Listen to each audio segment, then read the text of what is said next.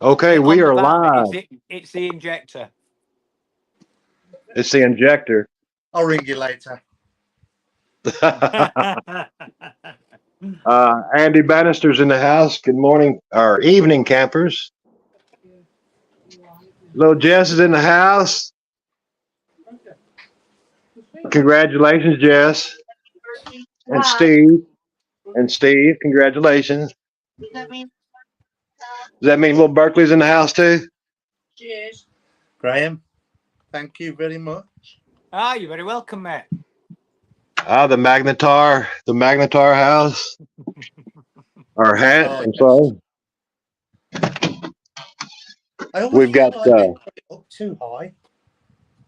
we've got Kratos and Magnetar together Well, I'm online magnets as well, so at Online Magnets. That's right.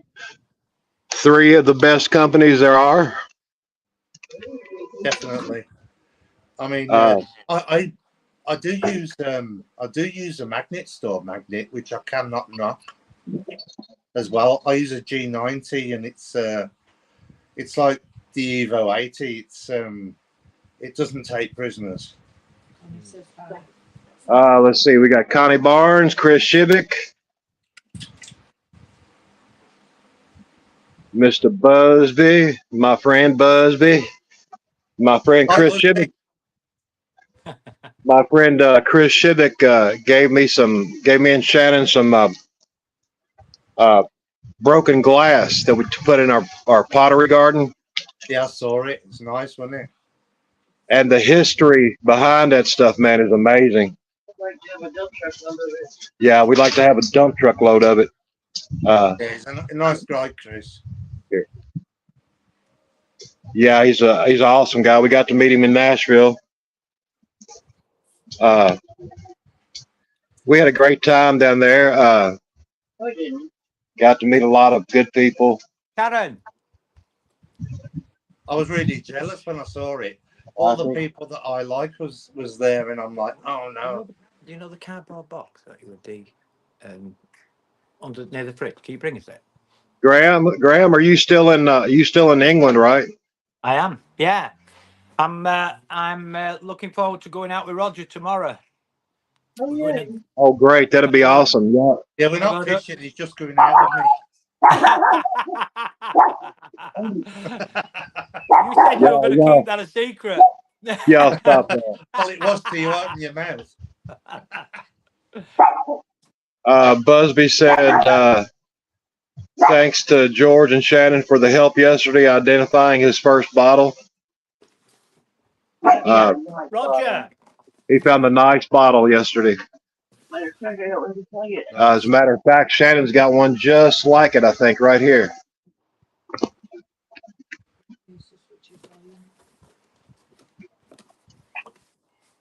It's a old medicine bottle. Oh, nice.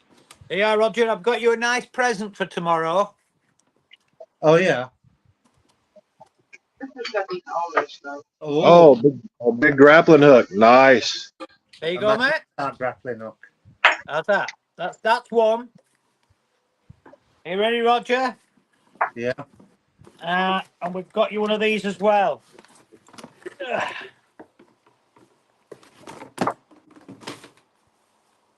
How's that? Hell.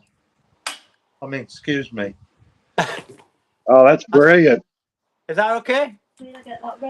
Is it okay? Yeah. So tomorrow we expect you pulling some stuff out. Thank you. Oh, what a guy. Maggot Steve said, hello, George, Shannon, Graham, and Roger. Hello to you, Maggot Steve. Hey, Steve. Pardon? So I see you Hi, got Marie. George, I see you got a shopping cart out. Oh, yeah. Yes, I did. Finally. But yeah, that's my first one. Shannon's got 1 or 2 out, and my daughter's got 1 out. Hello, Marie. Finders keepers. Hi. One man. Hello, Ollie. Ollie, put you in the trolley. Hello, Finders Keepers. Good to see you, brother. Grant. I'll tell you what, Grant has been finding some really good stuff on his metal detector. Yes, he has. Yes, he has. And You haven't found any more yet. we haven't. Well, yeah, we found those teacups. Oh yeah. Yeah, we found those teacups with the metal detector. I don't know if y'all know it. We got the new Xterra Voyager metal detector. Difference in day and night. My gosh, we got another metal detector also, and it's like day and night between the two. Can I butt in and ask Graham to tell you about the one thing that he's got, which he's gonna take to the beach? Yeah. What's so that, brother? basically, so what it is it's basically about a 4-foot magnet length on a broom, and so basically you drag it along the beach, and it just picks up everything that's there. Man, that is awesome You idea. won't get no jewelry that way. Yeah. And where did you get that from, Graham? That's from Magnetar. Yeah, that was from Magnetar. They do it. They use them in workshops a lot. Basically to get up all the nails and other things like that. But you can hire the Yeah. wheels, so you can use them on a beach or wherever. Yeah. That is smart. The only thing is they won't pick up gold or silver, but No, they won't do that. uh, but that is. For the creek, George. Oh, if I could I'll tell you what. If I've got an idea in my head. I've got a lot of extra magnets here, and a stick. I know where this is going. So yeah, I'm thinking very seriously about doing that. Could you imagine 4 clamp magnets Oh. and 2 let's see, 2 pancake magnets and a couple of double-sided magnets tied to a stick? How much that's going to weigh? Yeah. That'd be all right. You can get Shannon to use it. I just about have to. We got the Bud files in the house. We got Wallace family magnet adventures in the house. We met the Wallace. I think we met the Wallace family adventures. That's Nick down in Nashville. Hi, Nick. He's a good guy. And we got the Bud files. Graham found a magnet yesterday, and he's giving it to Jensen tomorrow. Yeah. Yeah, he found a nice, decent magnet, didn't you? Yeah. I think that's like a 2-sided magnet, isn't it? Yeah. Yeah, double-sided. Yeah. Yeah. Hey, he'll be your friend. He'll be happy with that. He'll be You'll have to Graham. get- This Graham. you- That. You'll have to get him some rope for it. We'll get him. He's got some on a carabiner. I was getting ready to mention something to you guys. I don't use a carabiner, me or Shannon, for a couple reasons. I got a magnet stuck one time with a carabiner, and like to never have gotten it out. What's your all's opinion on carabiners, and why? Graham. I just don't feel safe with them. I see how many times mine unclips or, I just think when it's tied on, it just seems more secure to me. That's all. I suppose everybody's different, what they like and where they're fishing and how they're fishing. I suppose if they're fishing from bridges, it's different than dragging it along. I'm quite surprised actually because Bondi uses a carabiner. Yeah. It's quite. I don't know his reasons why he does, but I mean, it can't be for the sake of just saving his rope if his magnet gets stuck. Because I mean, ropes are 2 a penny, aren't they? But I mean, my opinion on them is it reminds me of something which I'll go on to in a minute. But the Palomar is definitely by far the best knot to use on your rope without a carabiner. But the only thing you do is you do get fray. So you are constantly having to redo your rope. Yeah. No matter how much tape you put on. But the carabiner, I think, is all right for people that are starting out, you know, for, you know, let's say up to a 330 or a 220 magnet, double-sided. You know, I think at that kind of strength, I think a carabiner would be all right. But if you're talking serious magnets like all of us lot use, then there's only one way to go, and that is a Palomar nut.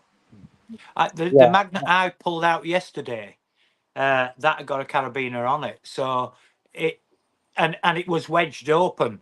So whether it'd give way, I don't know. And that was only a tiny magnet, you know. It wasn't something that you were going to be pulling heavily. You know what I mean?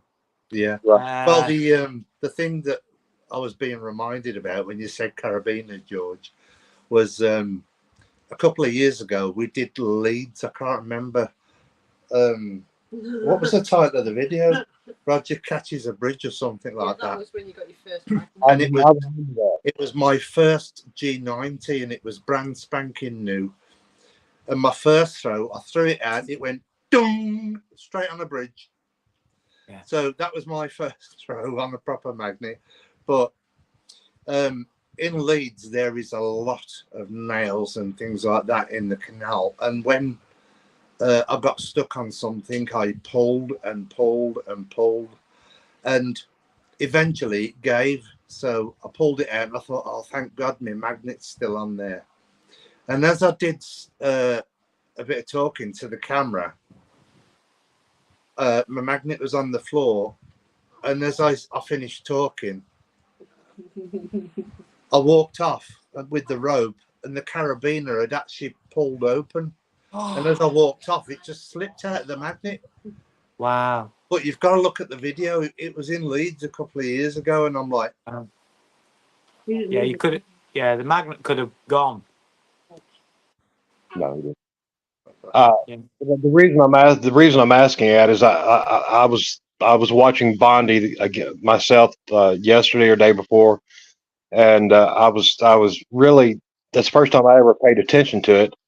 But yeah, he uses a carabiner, and I'm sorry if this offends. Especially the weight that he gets in as well. Yeah. I'm sorry if this is good. I'm sorry that this offends anybody. Oh, hello, little girl. Hello. She's actually a sizable one with a bottle of pop. We got the new Miss Maniac in the house. Hello, brother. There's little Berkeley. Little Berkeley is beautiful in the house.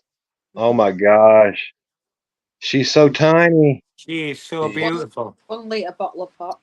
Yeah, 1 litre bottle of pop. Same length. Oh my gosh. George, I was lucky enough to go to Rogers and hold her the other day, and when you hold her, she's so tiny. You know, you feel like she's, you know, She feels like a doll. Yeah. She really does. And I started shaking the other day like this, and Lindsay said, "What's up?" I said, "I feel like I'm going to hurt her." Yeah. You see, they're like little dolls, aren't they? How small she is. My grandson was he was not that small, but he was like, I guess about 6 pounds, and I felt like I was going to break him just holding him. Right when he was born, they handed him to me, and I'm like, oh my God, this is going to be hard to do because my hands are so big, and trying to, and it's hard. But I miss those days where he was able to sit up here, just lay on my shoulder. I miss those days. Well, we've got a saying over here, little girls, they break your arms when they're babies and break your heart when they grow up. Yeah. That is anyway, a beautiful. Big shout out to 705 for my new T-shirt. Yeah, shout out to Glenn McLean from 705 and Sean Wood. Yeah, Sean's done me the T-shirt. It's absolutely lovely. They are nice shirts. Very nice. Apparently, I'm the only one in the UK that has one, and it fits. That's a bonus. Chris Shibik says they're a lot easier to store. Well, first off, Busby says it's easier to switch out magnets. Yes, it is it is easier to switch out the magnets, and Shibik says and a lot easier to store them. You know, again, I'm not trying to offend anybody. You know, use your carabiners all you want to, but for me personally, I've been hung up on too many bridges and stuck under too many rocks and logs. I'm not going to give them that kind of access to where they get stuck. And you was talking about getting the polymer knots kind of frayed and stuff. I find now this is what I do. I'll electric tape all the way down to the eye bolt. I mean, I'll even electric tape the eye bolt. Yeah. And that really helps with the frays. I mean, they still will get frayed, but it takes a little bit longer. Yeah. The other question, George, as well. There's a lot of controversy over it still. Is how do you tie your rope off? Do you attach it to yourself? Do you attach it to something? Do you put a pin in the floor? Do you put it to your toolbox, your trolley? What? I mean, what's your views on that? My views is this: I use the carabiner to my walker. Where we fish at is no danger of boats or anything coming through. So I will tie it off to my walker. If I'm on a bridge, I will wrap it around the whatever part of the bridge I can. Yeah. Do I tie it to myself? I have in the past, and I sometimes do it when I am inside the creek or inside the river on my walker setting in the river. I will sometimes tie it to myself. But again, there's no danger of any boats coming along when I do. That's the problem with tying it to yourself. A lot of places you got boats coming along. You're not going to see them coming from behind you if you're on a bridge, and you got to tie it off to yourself. That boat comes along, hits that rope. Guess what? You see, I mean, me personally, George, I find, I suffer with my back. I've got a degenerative spine, but I find that it's not the pulling of heavy stuff or even lifting heavy stuff. The thing that really gets me through the day is how many times I have to bend down and grab my rope. That's what did me when I was on the And that's what really gets my back, because it seems that the harder the day's got, the longer the day is, it seems that your rope gets further away from you. It seems like the floor's getting further away. Yeah, you're right. I'm just absolutely forgetful. I forget to tie it off all the time, and I shouldn't do. I've done that. I'm terrible. I'm just so forgetful when it comes to it, and I just think, oh God, no. The amount of times I've chased my rope, and yeah. I can't tell you how many times Shannon has forgotten to tie off. We both had to fish her rope back out numerous times. Yeah. I've done it a couple times. Yeah. The thing with us is, and this is kind of funny, but it's not. I'll sit on my walker. I have no other choice. Shannon, she'll sit on a bucket, and then she'll stand up, and then she'll throw, and then sit back down to pull it in. Do you know how many times or how many buckets that we've lost in the river? I watched Paul Phillips chasing his bucket on Nigel's video the other week. That was fun. Yeah, I'm telling you, I bet you we've lost, I don't know, probably half a dozen within the last 2 years. There'll be a weir somewhere down a few miles down the stream, and it'll just have loads of buckets. So Oh, well, I mean, we get them. We got most of them back. I mean, uh, for probably 2 or 3, but oh, there we go. I don't know what happened. We kind of blanked out there. I don't know what happened. Yeah, Oh you're no, okay. I ain't got you banned again. Oh Lord. As I was saying, Shannon has now fixed that problem. She's got a paracord tied to her bucket. We call it her sitting bucket, and it's tied off to the wagon. So she's got her magnet tied off to the wagon. She's got her bucket tied off to the wagon.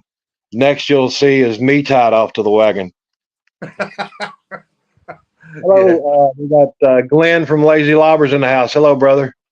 Oh, yeah, So Glenn. here's a question for you then. So I'm going to change it a little bit. So obviously we're on YouTube at the moment, but how are you finding YouTube to other social media things for your magnet fishing at the moment?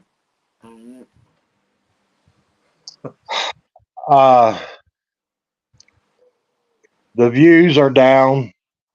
Yeah. Because it's summertime. People are going out. They're not watching. They're not watching YouTube as much. I think. I mean, that's one thing. And honestly, YouTube and TikTok and Facebook are the only social media we use, and really only YouTube and Facebook. I mean, I go to TikTok maybe twice a week to put some pictures up or something. But yeah, the views are down, and I tell you what, I do not like being censored. No. Yeah, I'd try some of the YouTube shorts, George, because they're quite good. If you can get them on a reel, and then you tend to find it's all in the clickbait, it's all in the title. Yeah. The other thing is as well is what I found recently is, and you can spend so many hours editing a long video, and you can get 500, 600, 700 views, where one of your short videos, because they keep the interest, they do so much better, and certainly on TikTok they do better. The algorithm on TikTok seems to favour what you're doing than what the YouTube one does. YouTube is not as good. I often wonder about TikTok. YouTube, because if you look at when you upload a video, you can get, and you go onto YouTube, if you look at the views, it can say, let's say for instance, you've got 30 views.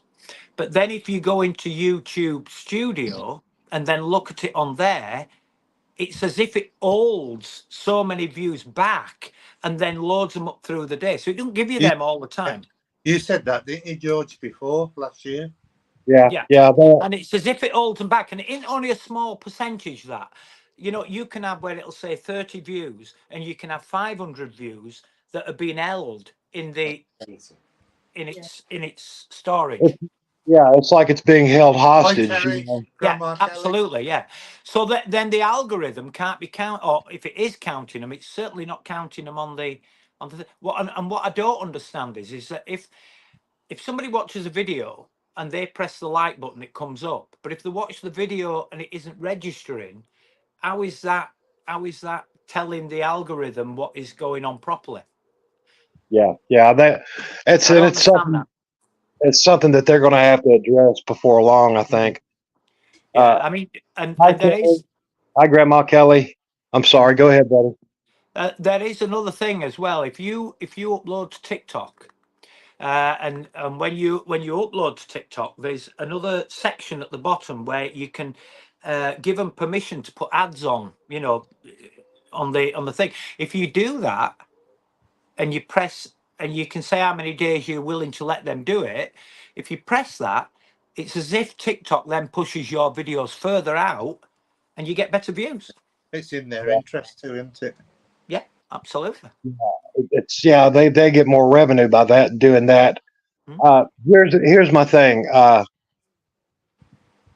We will never be monetized. We were never looking to be monetized, No, Yeah, same. and I don't care about that. no. But in on the same process, what gives them the right to put ads on our videos? Absolutely. If you are not eligible to have ads, then they shouldn't put ads. And the other thing is as well is if you really look at the monetization and if you're going out there on YouTube to do monetization, I wouldn't say magnet fishing is the way to go for it, but the revenue you would get, the amount of views you would have to be getting is staggering. To even earn a little amount would be staggering. So if and the amount of work you put in for that, if you were doing a day's work the same as you do when you're doing magnet fishing and then coming home and editing and doing all the bits and pieces you have to do and all the descriptions and all the other things, you'd want a decent pay for that, wouldn't you? Yeah. I got a couple questions here first. Well, I got a statement from Grandma Kelly, which is right on the money. She says, no one pushes out videos. It's all a view pull, not a creator push. That makes sense. Jess says, did me and Shannon like the surprise call when I had Berkeley? We absolutely did, Jess. Thank you so much. That meant so much to us. We got Stuart Bearclaw in the house. Hi, Stuart. And there was another comment that I missed. Stuart. I know I did. Hang on. Hello, Terry, by the way. I see you in the house. You and Paul will be up shortly on our live. Looking forward to that. I'll be there. I've also got a surprise. Nigel will be on our live coming up in July. I will save the date to tell you all, but Nigel has agreed to come on our live. Just one more thing, while we. Another thing about the lives is just going back to lives and YouTube. If you go live on the TikTok, the views on live are staggering. The amount of views you get on live on TikTok. It's the first time I did a live the other day on TikTok. And at one point, we got something like about 240 people watching. I mean, that's not a massive amount. I know that's not a mega amount. But what I'm saying is that is in comparison to some that we get on the lives here, and it's a lot. And the other thing about the TikTok lives is that people can send the gifts and they can send other things, and the live seems to be so much fluent. It's really, really good. Yeah. I've watched a couple lives now on TikTok. Yeah. They go well. It seems like They do. I watched Barnsley the other day. Yeah. Yeah. The other thing is you've no third party software either. So like now you're using the StreamYard. There's no third party app. It's the TikTok app that you use for the live. So it's a straight live. I have to do that one day. Check it out. Yeah, that would be good. I noticed Bondi did a couple of lives, didn't he? His first lives a couple of weeks ago.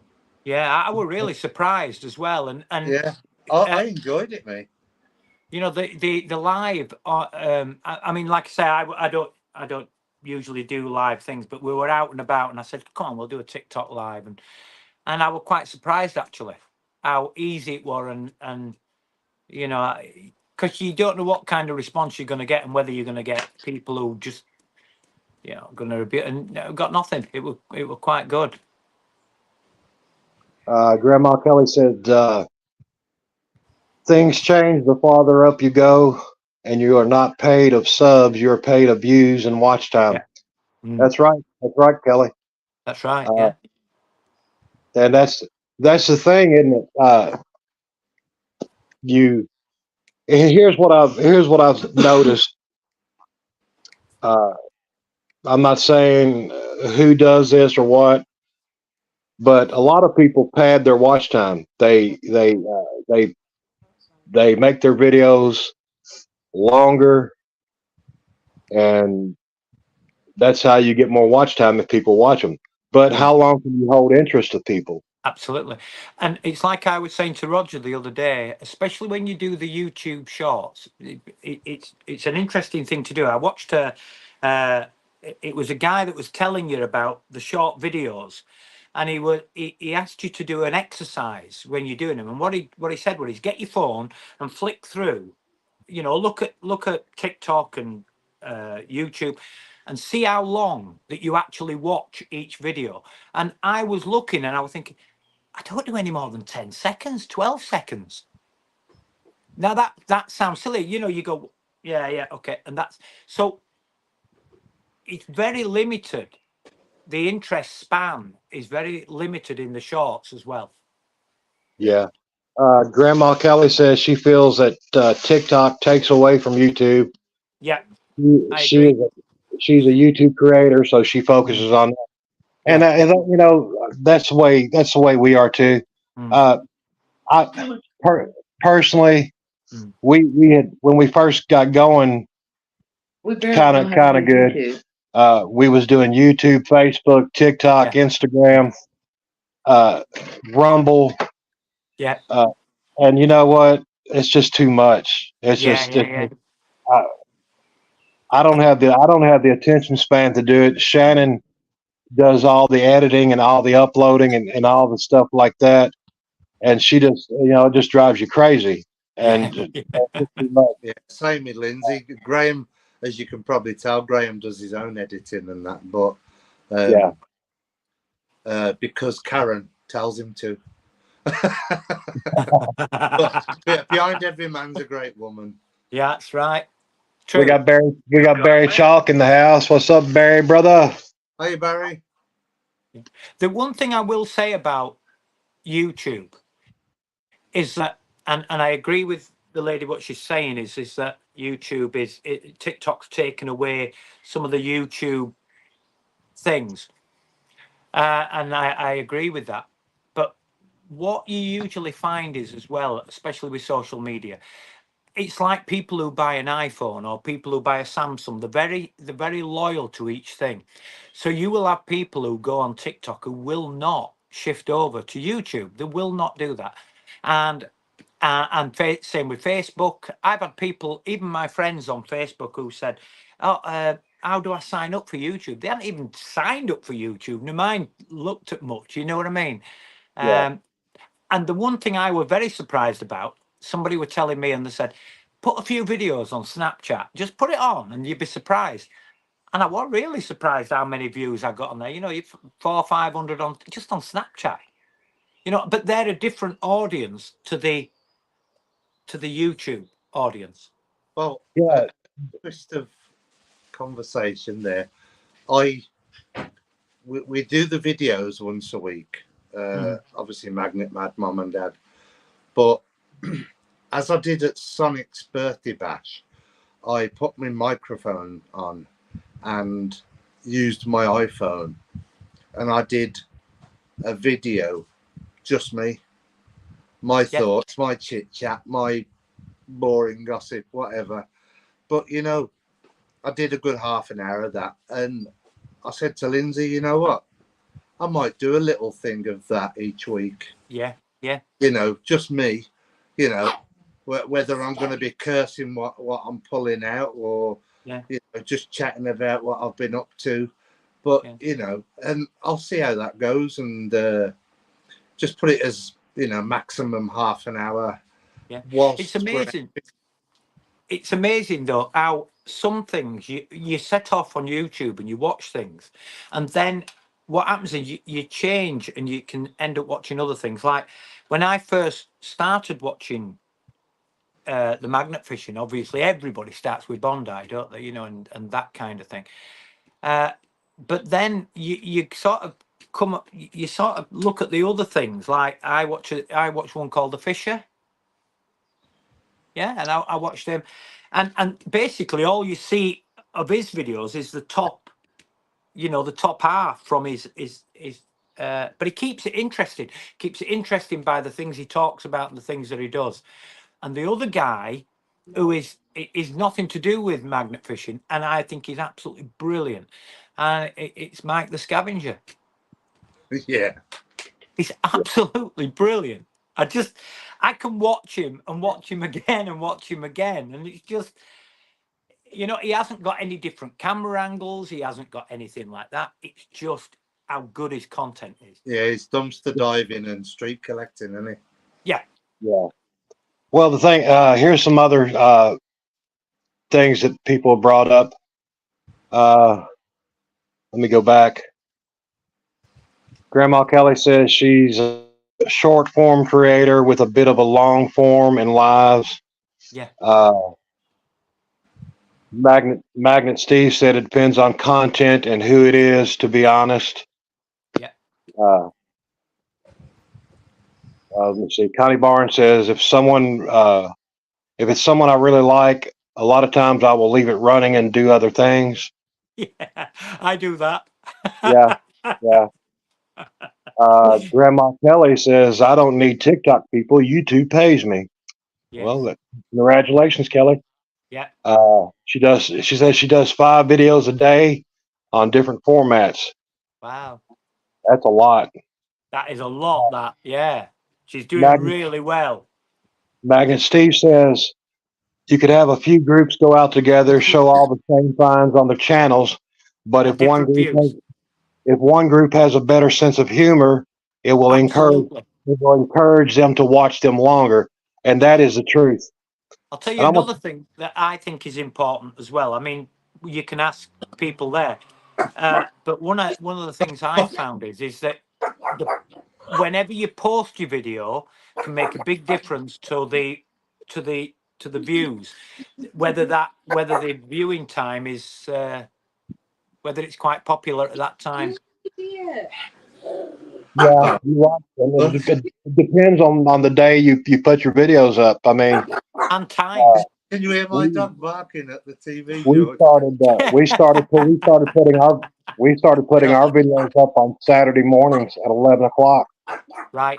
Our time, and it helped out at first, and it's still. I mean, it's still going okay. I mean, I'm not going to complain.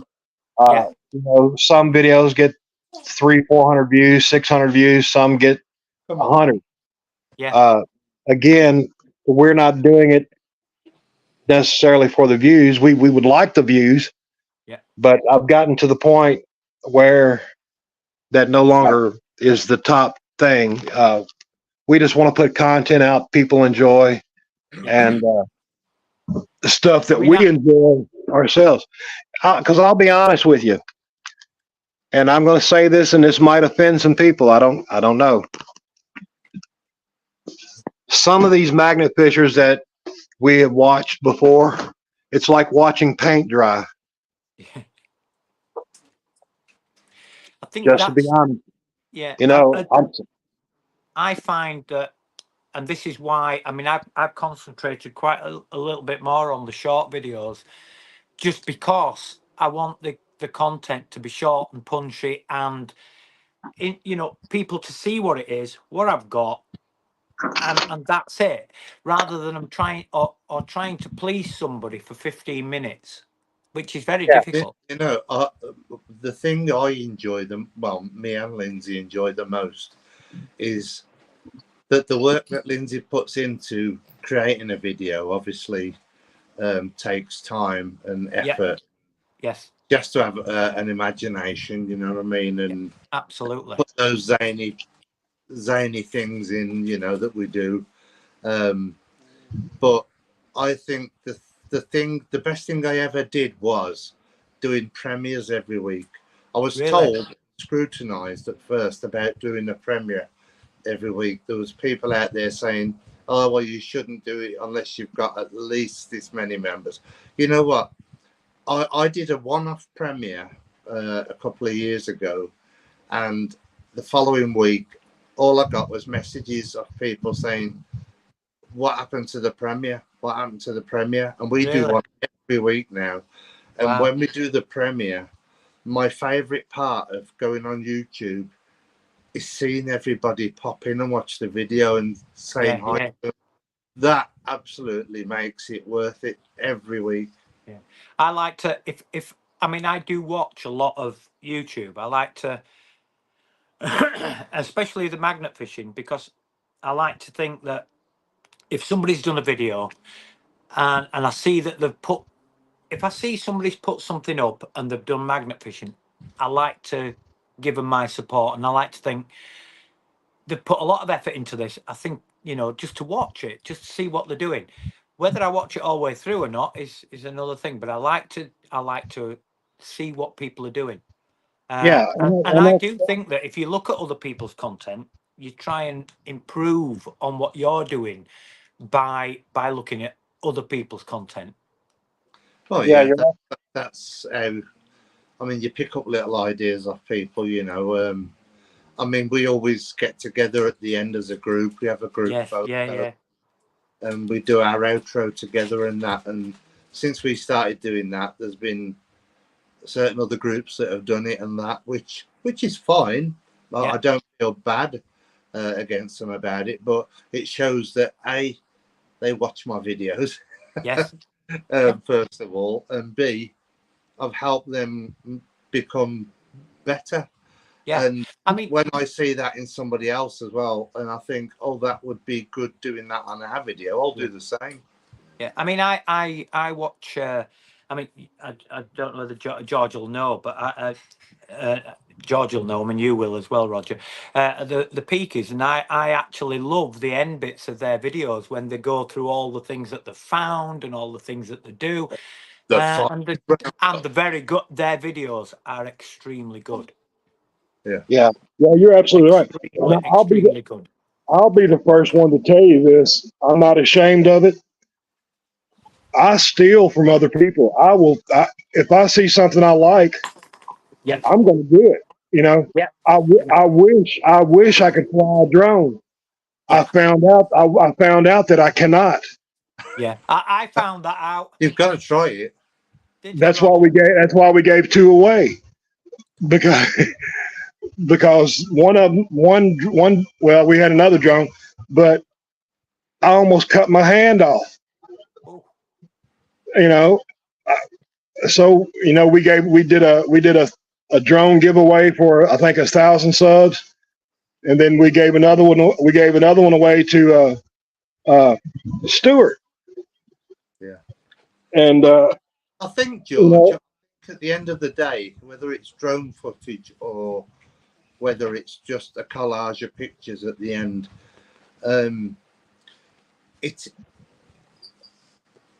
you have to have that. First of all, you've got to have likability, haven't you? People have got to like you.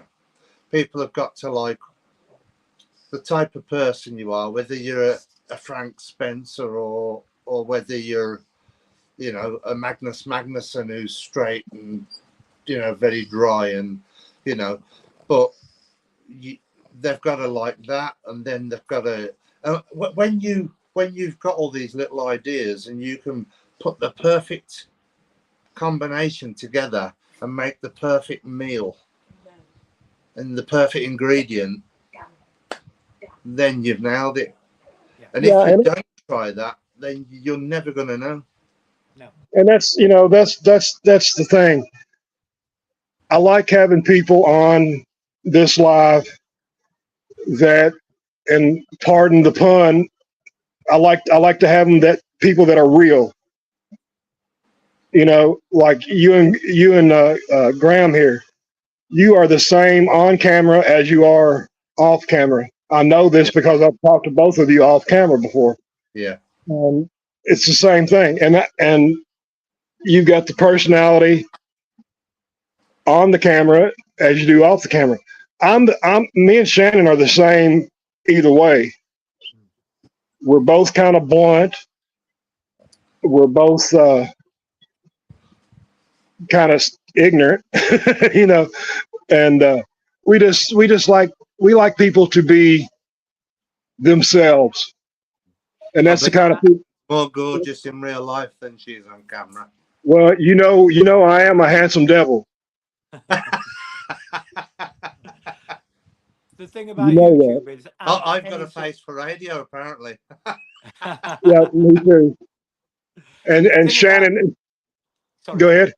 No, go ahead. The thing about social media is that when you do a channel or any channel, whichever it is, you've got to remember that you will never ever please anybody, and not everybody will like you, and not everybody will like the things that you do, and you've got to do what makes you happy in your channel.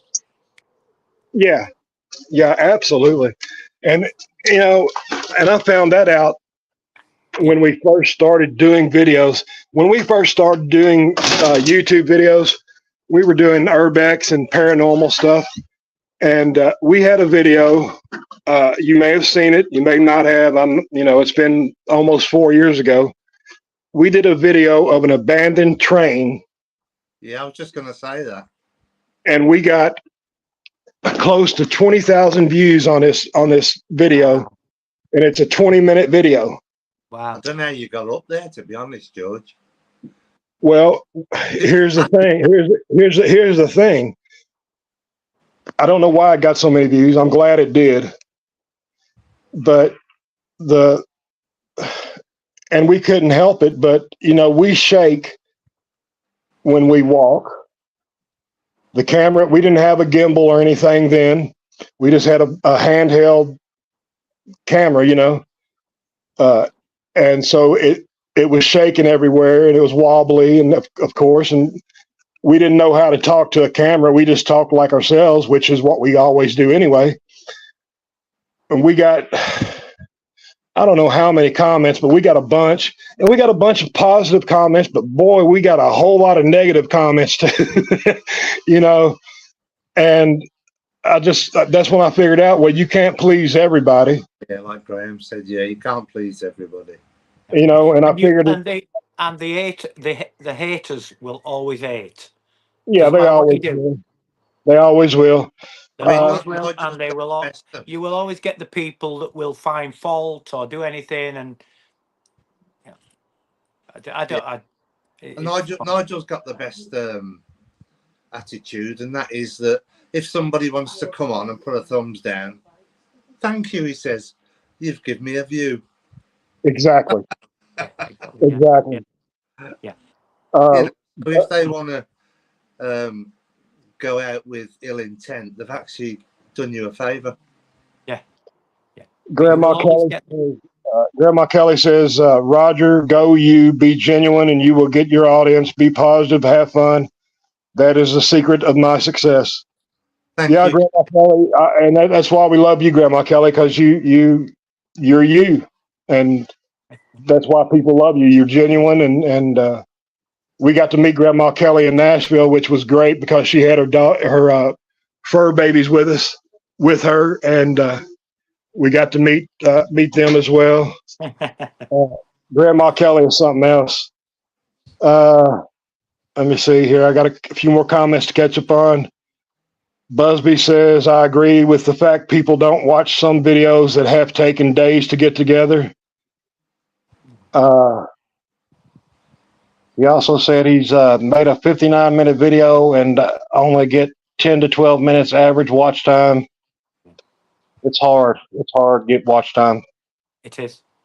And this is why sometimes when you are editing a video, you have to be more ruthless with the footage than you think, you know, and that is really cutting down on the things, and right down to the point of the last, whatever is the best things, that is it. Yeah. The other bits, just get rid of.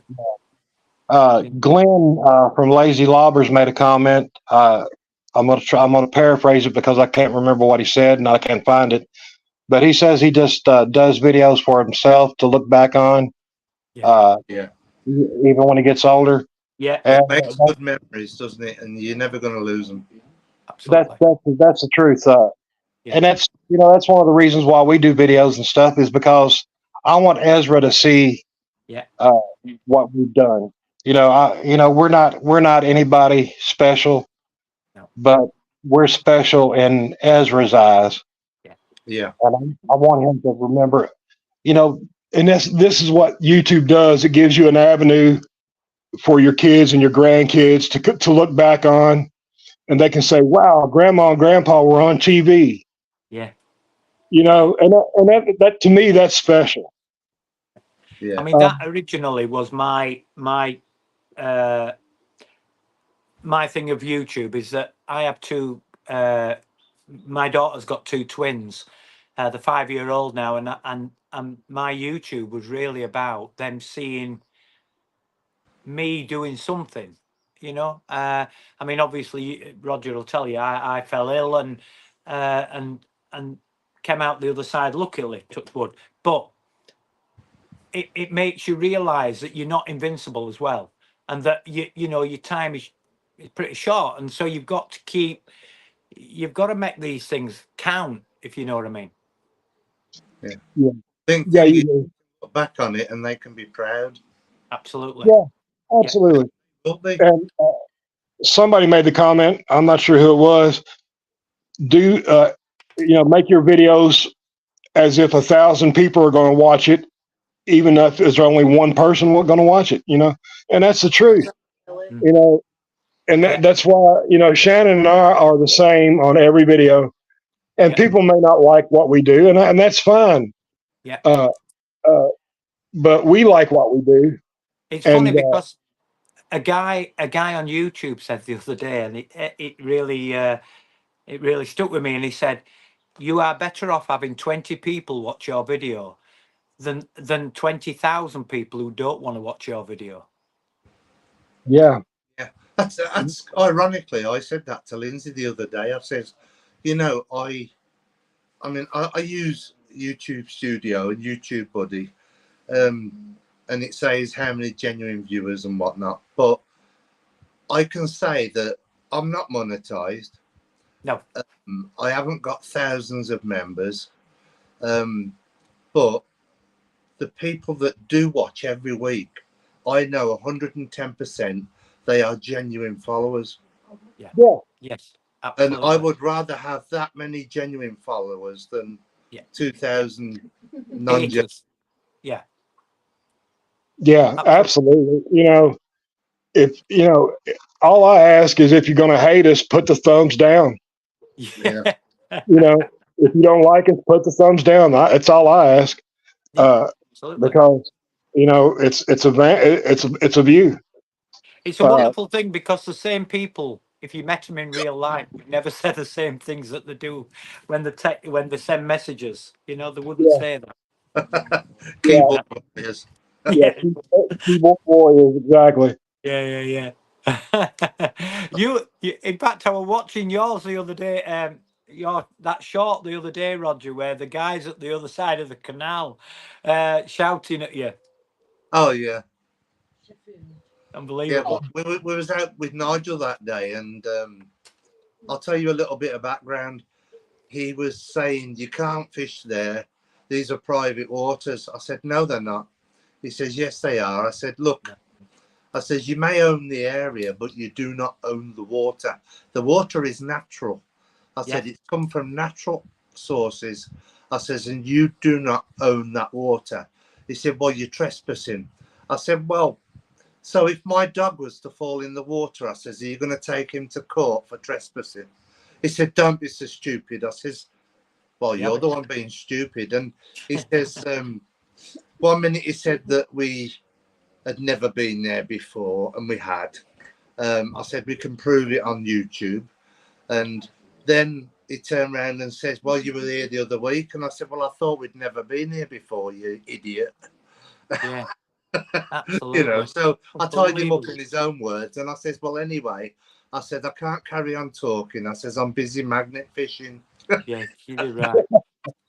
They're nuts. Absolute crazy. I mean, we had one. I don't think you was you there, Roger, with the guy on the bike that day. Oh, I saw that video. That's short. Oh yeah, I was, yeah, Oh, with the you long know, hair. and he just drove by shouting, not just at me, at everybody, the kids and the other, everybody as he were passing. He thought he was entitled to just go around shouting at everybody, and these people exist in our society, and you just look and think, why? What is the point of you know to ride round shouting at kids that are they're here outside enjoying themselves? Why would you do that? Well, the funny thing is, the towpath is exactly that. The Yeah. pedestrian has the right of way on a towpath, and yet cyclists in England treat it like it's a racetrack. Absolutely, yeah. I saw one the other day where when I went out the other day, Roger, and there was a man and woman with a pushchair, and he's walking down, and there's a biker behind him, and you could see that he was really, upset about him not being able to get round him. He's ringing his bell, shift out of the road. It's just unbelievable. You see, George, you don't have all this. I had, let's see, a couple weeks ago, you may have seen the video. I don't know. I was out on a bridge, and there were some boys that were fishing underneath of me. I didn't realize that they were there, and I told them, I saw them, and I told them, hey, I'll move. And they said, no, go ahead, man. We're interested in watching you, what you're doing. Then I had a woman come out of the house. It was up right there on the bank, and said that they were trespassing, that she owned the water rights there in where they're at. And then I looked at her and I said, lady, you own the water rights here? I said, I'm magnet fishing here, so I need to move too, right? No, you go right ahead. You're cleaning out the waters. I said, wait a second. They're trespassing. I'm on the same property and I'm not trespassing. Well, we got going back and forth, and I ended up saying, hey, you're on camera. Go ahead and call the police, and we'll see who they agree with, because we're pretty well known with the police around here, and they always thank us, and a lot of them have even fished with us off camera. Yeah, and the Karens that you get, I mean, they're probably 1 in 1,000, aren't they? But I mean, I've been magnet fishing. I went out with Mark Penniston and Alex Burrows, and we went to Boston, where Mark lives. And while we were fishing, I was talking to a couple. It turned out that their house was just opposite the bank, and within 5 minutes, I've got us 3 hot drinks.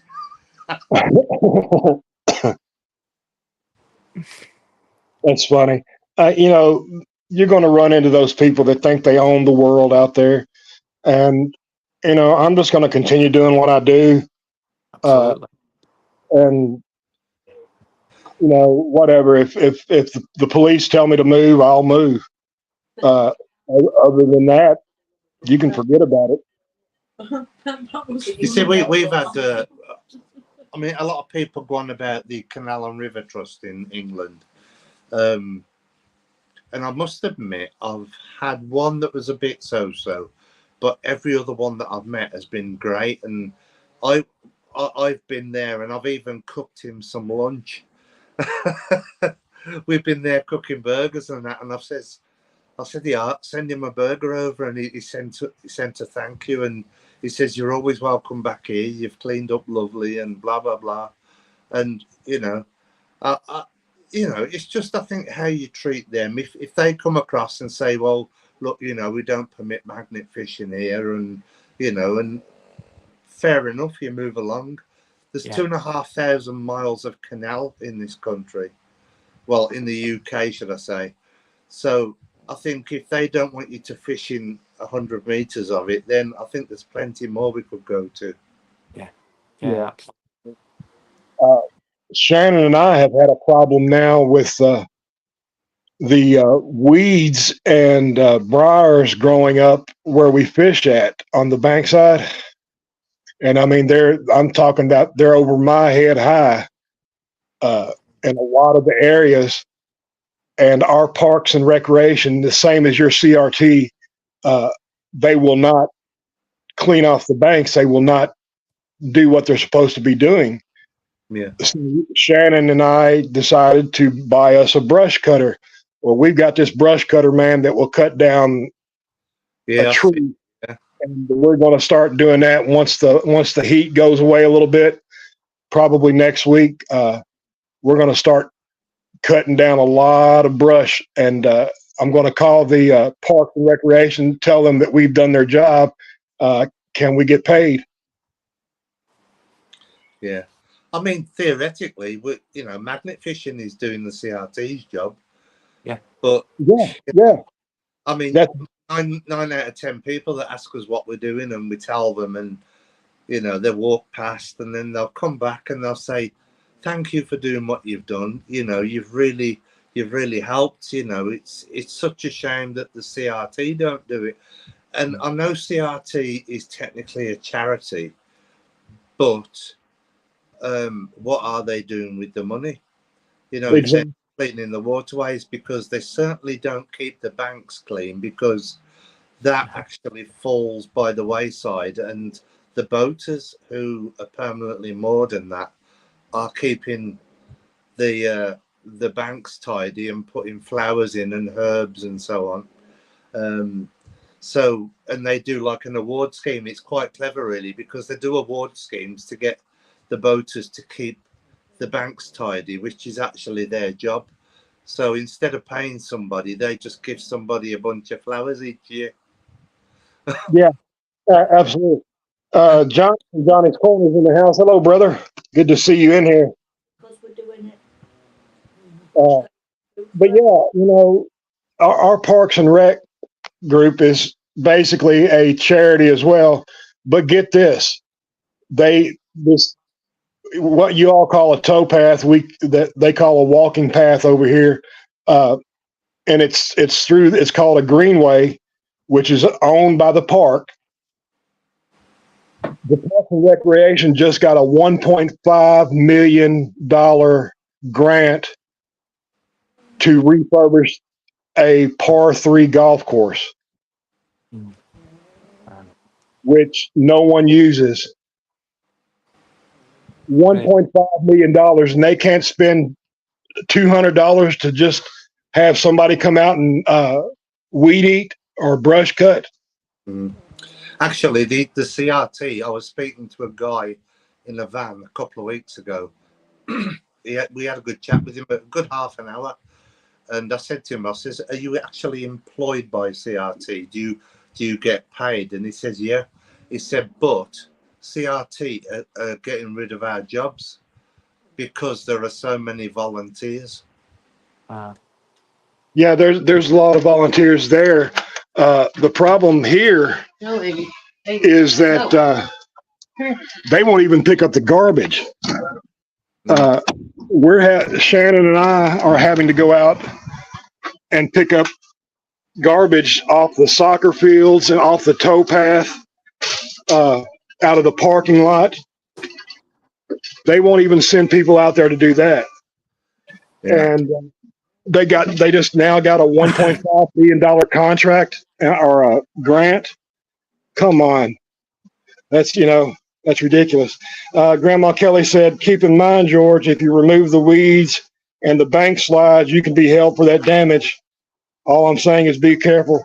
Well, if those bank slides, they want to hold me responsible, then I'll tell them about the 15 or 20,000 pounds of garbage we've gotten out of that water for them. A big hello to Johnny's Corner and Madeline as well. I agree with what you're saying, Grandma. I know what you mean. We might be held liable for it, but honestly, something's got to be done. We could have a beautiful, beautiful area, and I think we do have a beautiful area, but it can be better if it was taken care of properly. And I'm sorry, but 2 disabled people cannot, handle 12 miles of water by ourselves. Yeah. And 12 miles of park area and 12 miles of towpath area. Yeah. Something's got to be done. Yeah. And everybody that I know that have talked to us, they always thank us for doing what we're doing. They're saying that we're helping keep the place beautiful, and you know, that's all that matters to me. I want my grandson to be able to go to where I go, and be able to magnet fish, metal detect, or just even walk. Yeah. And look at nature, look at the beauty. You know, and isn't that what we are out there for in the first place? To be honest, aren't we out there to make it more beautiful and to take care of nature, because nature takes care of us? I mean, that's my opinion. We've got to look after that ground. We're going to be under it soon. Ain't that the truth? That is the absolute truth. Yeah. Take care, Dan. Be careful. You would think, though, wouldn't you, that when you've got people who basically are volunteers like we are that go out and magnet fish and clean them waterways, you think you'd be more praised than what you are not, wouldn't you? Yeah. Yeah. You know? Yeah. And free volunteers, you know. I think it's the thing that they don't like is obviously, you know, and I'm not saying anyone in particular, but there are magnet fishers that don't clean up after themselves. Mm-hmm. Whether they genuinely think that somebody will come and take it away or what, I don't know. But I've always said to the odd, let's call them amateur fishers, I've always said to them, if you can't take it away and you can't get somebody from dippers and scrappers to come and get it, it is safer back in the water.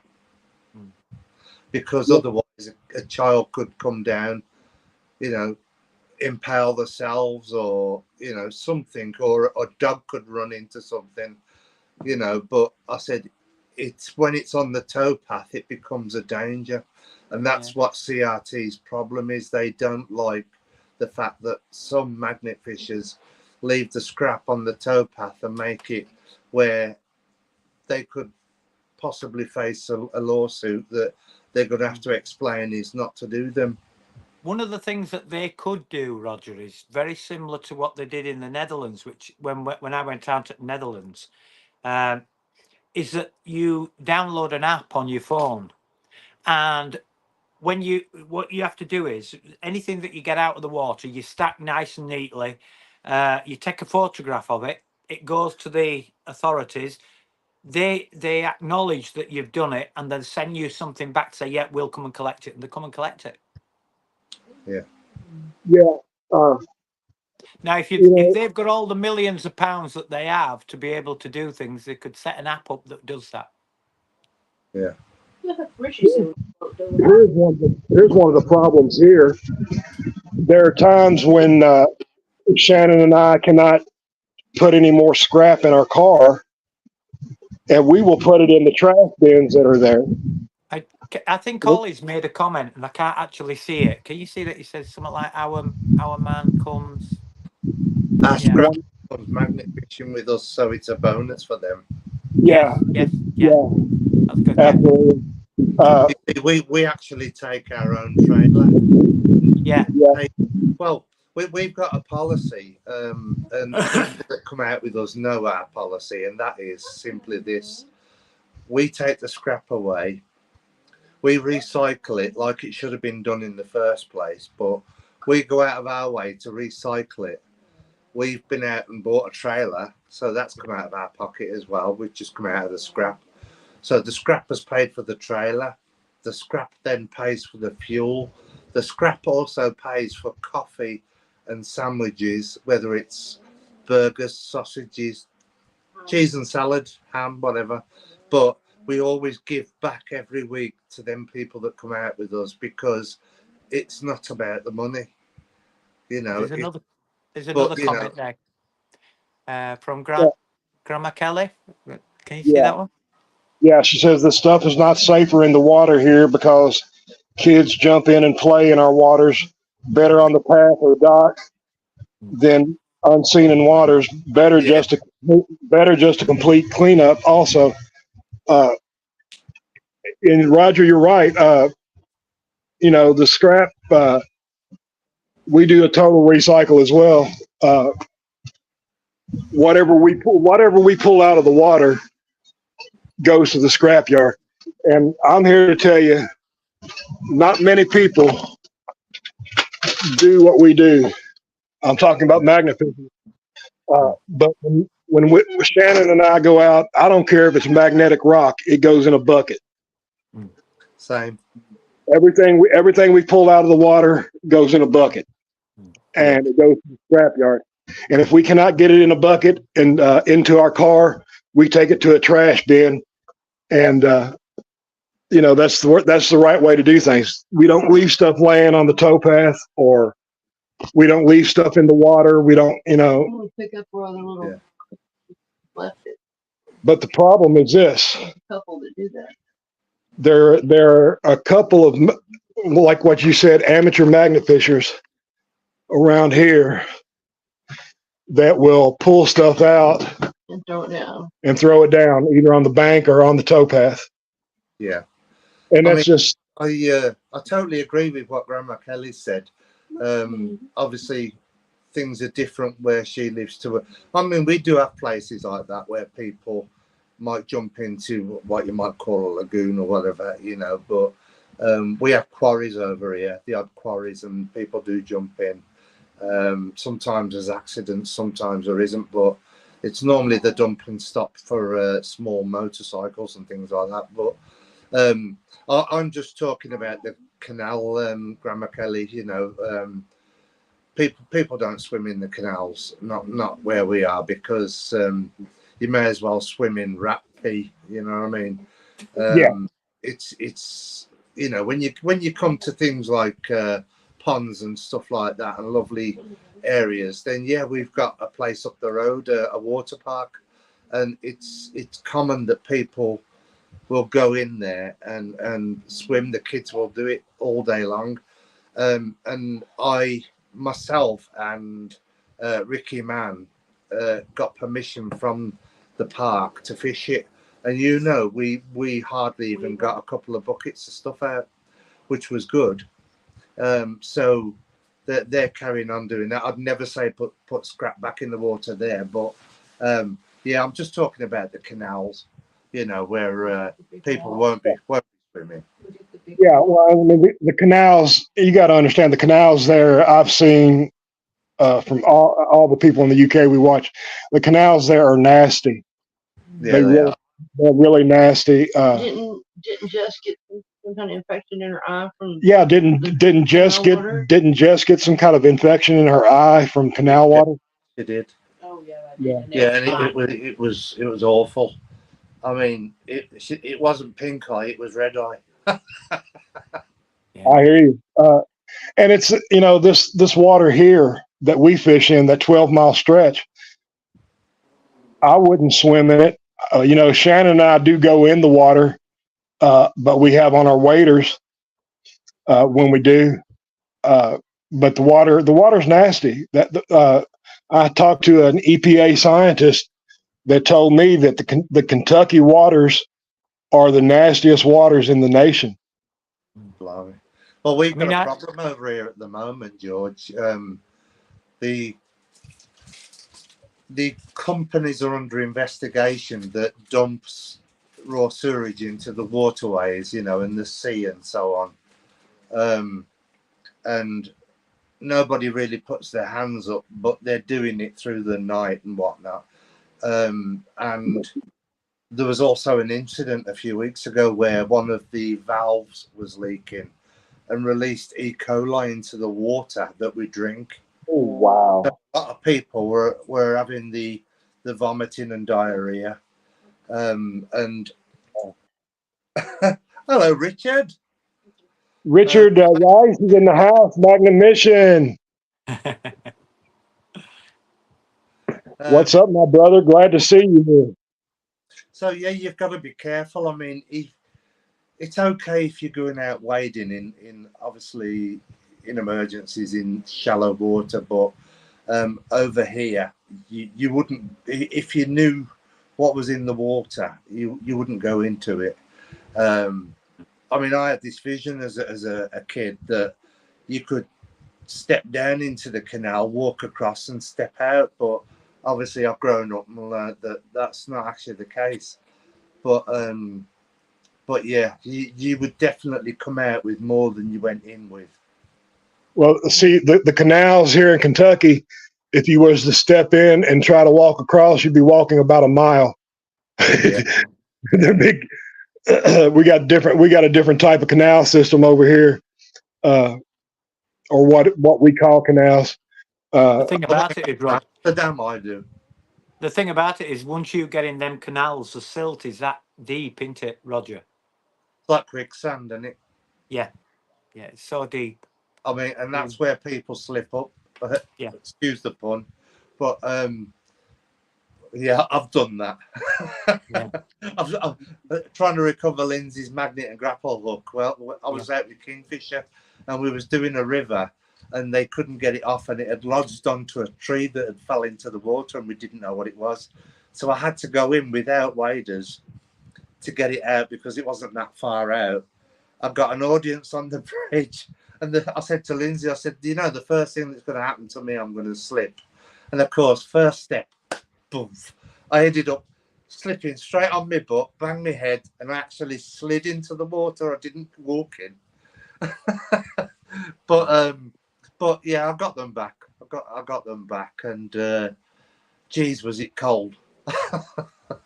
See, a couple of years ago, Shannon fell off the towpath down the bank into the water, and the water was pretty high then, and she got tangled up in some cable, some wire frayed cable under there, and it was pulling her down. I had to slide off the walker and slide down the bank and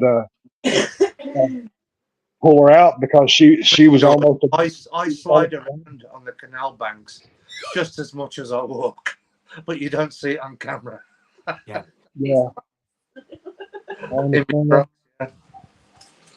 Chris Shibbick said you haven't seen the water in Pittsburgh, George. Chris, I honestly, I've seen it on some movies and some television shows. I don't like the looks of it. Yeah. I mean, Graham, you've been through Europe. You've fished in a lot of places, obviously.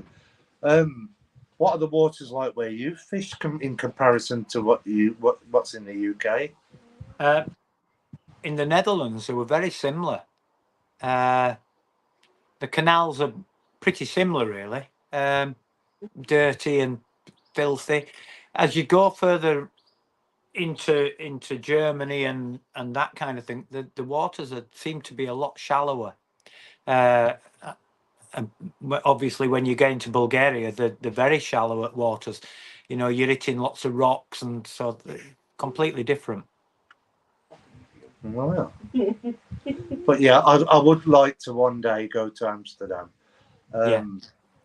Firstly, I mean, I'm heading over again, Roger, on the 3rd of July.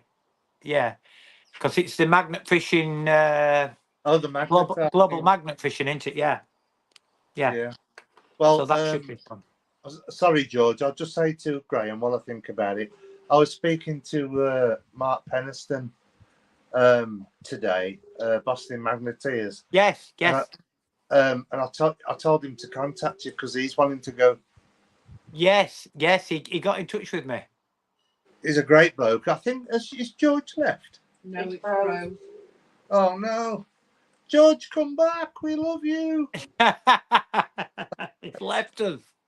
Oh, we'll run the show for a little bit. So, he's having a toilet break. Yeah. So Richard Magnet Mission. Everybody check out Magnet Mission. I've just watched his video today.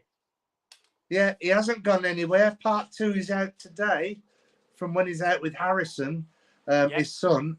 Get yourself on there. Richard Rice is the funniest guy you'll ever meet. He's so zany and witty. Yeah. Oh, you did fall over, Richard, you little bugger. You did fall over and Harrison caught it on camera. I didn't laugh, I promise. But yeah, so Graham, you're off out with us tomorrow, aren't you? I am. Is this your first time fishing back in the UK since you've been back, or? No, I've done a few bits and pieces. Just for shorts, really. Do you know what I mean? See what there is and just. Welcome to that, George. Back again. I lost internet connection. Sorry, guys. I've got to see. Nice of you to pop in. I've got to see you with this new magnet, Roger, tomorrow. Hang on. I'll have to have me ready back in the morning. Yeah. Let's see how you go on with it. I'll go out with me orange glow around me. So yeah, it should be all right for you, that mate. See what you can get out with it tomorrow. I'll be out in my shorts tomorrow. Oh God. I've just bought some off. I don't know what you call it, Temu or Temu. Oh yes. Want to see it, George? Yes. What'd you get? I got a pair of these. What are them? What is that? You put them over your boots, and they're made of like a latex. The condoms for boots. Yeah, condoms for boots. Get the other pair for Graham. Galoshes, like. They're like Shannon said. They're like galoshes. They're basically condoms. They're basically condoms for your boot. On Will Smith.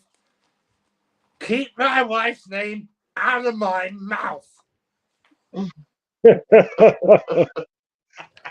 Oh my God, Roger, you have lost it. You're still a handsome devil. That new art. It's that new art, Roger, that's doing it for you. Yeah. I wanted to ask you, Graham. That picture that I put up of you. Yeah. You were a leprechaun. I was. To be sure. It was a New Year's Eve party, and everybody had to go dressed up as something, and it was the only thing that was left.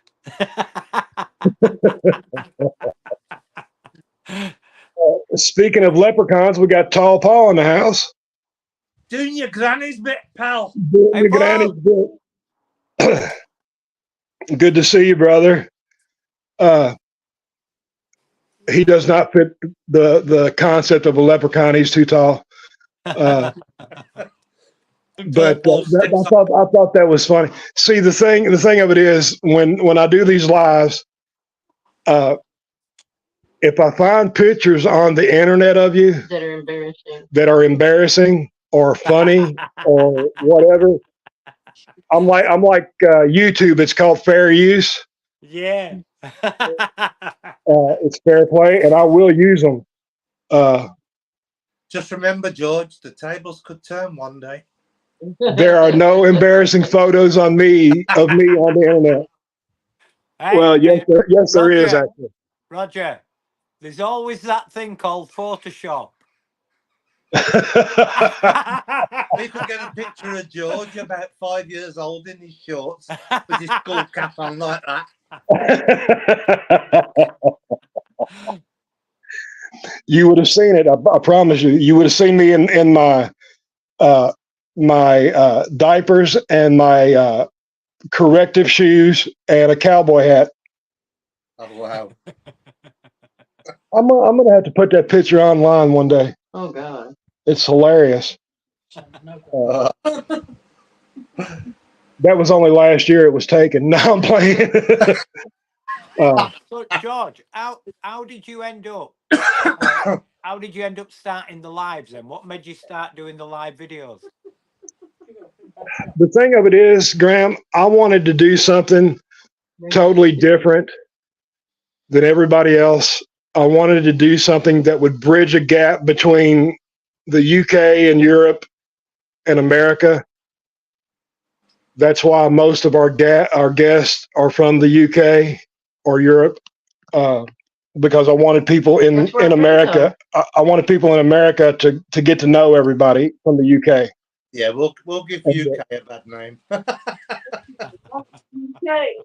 Yeah, and yeah, and the thing of it is, Grant, our biggest audience, it's like over 60% are from the UK. I see wow. that aren't from the UK. There may be 3 or 4 people on here now that are on this live that are not from the UK. Wow. Well, we should get more in. Come on, guys. Share the Yeah. video. Hit the like button. And I'm not saying anything against the U.S. magnet fishing community. We love everybody, but I just wanted to bridge a gap. I wanted, people that may not have seen UK magnet fishing before or European magnet fishing before to see it, to see what it's like. We're Any quite different. the same, George. We love watching the American magnet fishing as well. do. And, Yeah. and whatever. I mean, I've got some magnet fishing channels that I'm subscribed to. Romanians, Polish. You know what? I don't understand a blinking word of what they say, but the body language and the magnet say it all. So It does. Yeah, absolutely. Yeah. I mean, that's Graham's got a little story to tell you. Yeah, go ahead. When he was at a bridge one day. Go on, Graham. Was this the one that the short? The one that I thought was a bloke? Yeah. It turned out to be a woman. Ooh. And he come up to the camera, he went, "Oh, blimey, I thought that were a bloke." The thing about it is, this person was stood there for a good hour, and I all the time, I would sort of trying to, and I pulled something out, and they wanted to look at it, and as I went over, then I realised, I thought, oh God, it's a woman. It's not a man. It's a woman. That happens over here as well. I get confused for a woman lots of times. Yeah, you're a handsome woman. It's just the way I struck my stuff, George. Somebody's just asked George. Somebody's just asked me a question. I can't see it, obviously. Magnet Steve says you should never assume what someone identifies as nowadays. They could be they could be a plank for all we know now. That's right. True. That's right. Yeah. We went to York once. I'm not sure if I know what a plank is. I'm not sure if I want to know. Yeah. You should we went to York with Tall Paul and Mark EMC, and there was a man who was obviously a man, had no womanly features, but my God, he'd got some nice legs. He'd got a long blonde curly hair, a miniskirt, a blouse, a jacket, and high heels. The thing about this, George, looking at his legs. George, the thing about this is, Roger took a lot of notice in this. Have you noticed that? Have you noticed how much he noticed about this? What? Yeah, I'm kind of curious. There, Roger. Well, not as curious as you are, but. Yeah. I always say, if you've got any questions about it, do what Croc Dundee did. Just go straight for the groin. Just check it. Yeah. Remember Crocodile Dundee did that? Yeah. That's a Shayla.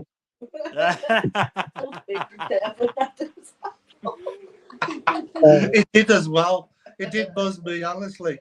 It even got stubble. It even got the midnight shadow. Yeah. And I looked at Paul, he looked at me, and I looked at Paul. And then I thought, I'm not saying nothing because Paul stood there in a skirt. That's what Paul said. He said, did you think it was me wearing a kilt? Comment. You do, Roger. You do know that on a Saturday night when somebody's had 9 pints, they won't see that stubble. It's the next morning that they wake up and find. Yeah. The Crying Game. Watch that film, The Crying Game. Oh, Lord have mercy. We have gone off the deep end. The Crying Yeah. Game. Terry said that she saw a woman with a full beard in the supermarket the other day. Too many hormone tablets. Terry, are you sure you didn't see me? I've told you, George, about wearing them mini skirts. It was a kilt.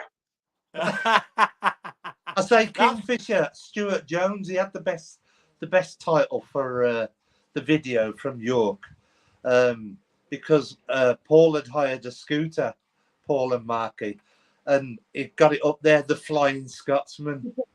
That was the best title ever. The Flying Scotsman on bikes. Hope I didn't scare anyone. That's right. There you go. That's funny. It was. So Paul having pictures took with young women. He says, I can't believe you asked the woman if she wanted a picture with a real Scotsman. I says, yeah. I said, and you notice she even handed me a phone.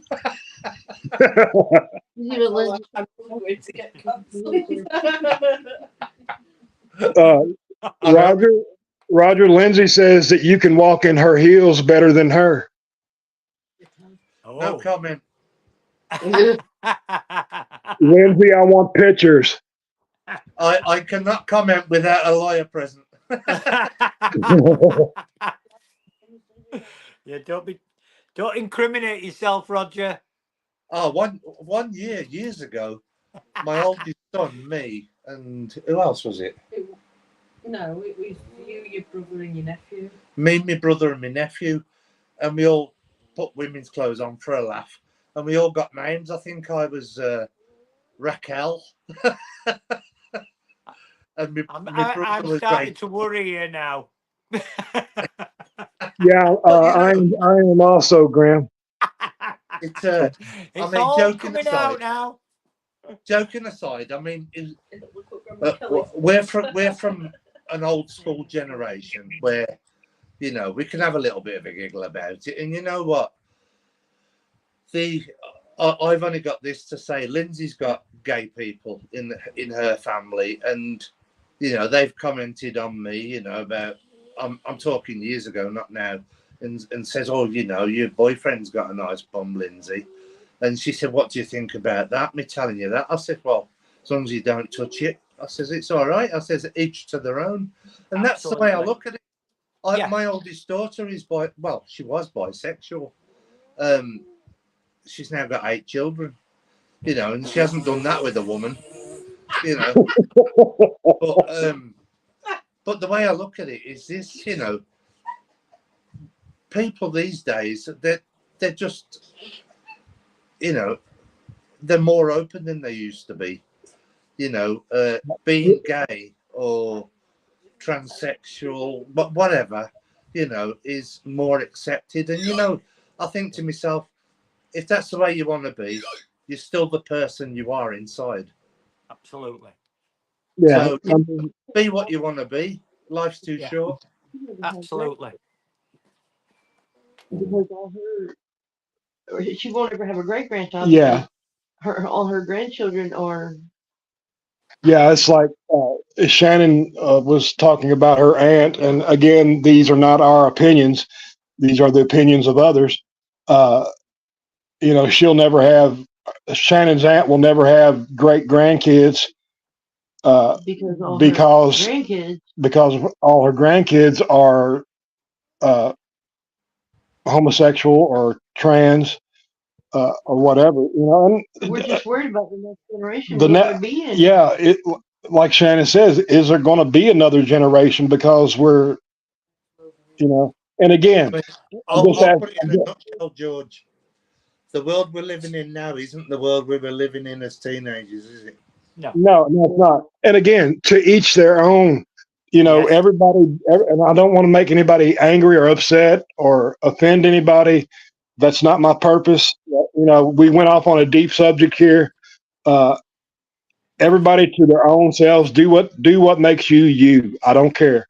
Yeah, now be quiet and give us a kiss. You know, So how Richard did you? said, Just right yeah, quickly, how did you enjoy the? How did you enjoy the magnet fishing trip that you went on, George? the collab. It was Yeah. Later about that. we enjoyed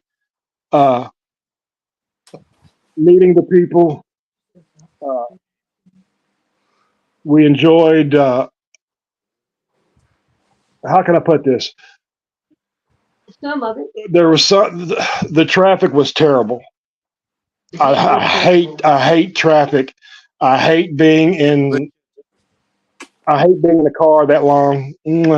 I hate being. I hate having to walk a mile to get to where we got to go. But we enjoyed the people. We enjoyed the little time that we fished. We enjoyed that. I mean, all in all, it was good.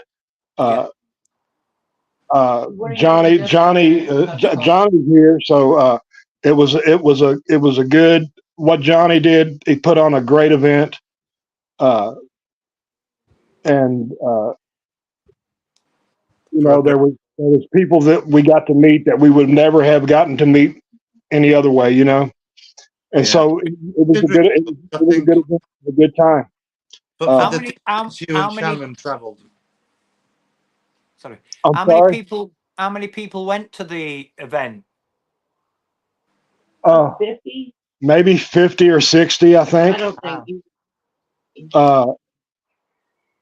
There were a lot of spectators. They raised a lot of money. They raised over $6,000 total, I think. Connie Barnes. Well done.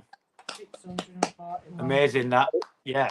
Barnes said 6641. 6,641. That's fantastic. And I noticed the work that Madeline was putting in, posting things that were up for raffle or for sale or whatever. People donated as well, didn't they? Yeah. Connie Barnes won John Dragy's thing. The thing from John Drage, the Volkswagen Emblem. It was the hubcap painted as a Volkswagen. Connie Barnes won like 4 or 5 different things, actually. Her and I need to have a talk. In that. I'm sorry? She must have put a decent amount of money forward then. Yeah, she did. She did. Quite